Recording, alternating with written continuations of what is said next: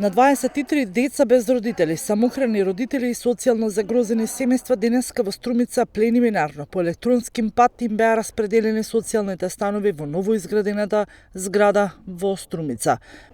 Од утре Комисијата од Министерството за транспорт и врски ќе изврши детална контрола на лицата кои им се на планинарната листа. Кај сите оние каде фактичката состојба не одговара на приложените документи, ќе им бидат исфрлени од листата и становите ќе им бидат доделени на лицата со ист или помал број бодови доколку ги исполнуваат условите. Имаме особена чест и задоволство јавно да ја спроведеме електронската распредела на становите и да ја објавиме прелиминарната ранг листа по категории на корисници. Сакам да напоменам дека на оваа прелиминарна ранг листа ќе се најдат само лицата чии баратели во образците за апликативни листи е евидентирана само потполна и валидна документација согласно објавениот оглас. Денес во домот на армијата во Струмица некој се радуваше, а некој плачеше.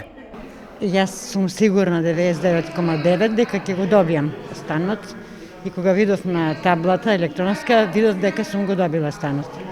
И многу ми е мило. И ми се чини дека сите што ги прочитав се кандидати баш за добивање на ваков стан. Задоволно. Што задоволно? Што да бидам задоволно? Нема как задоволно да биде. Нема на прво, това нема ги тие што треба да дадат и тие што треба да кажат.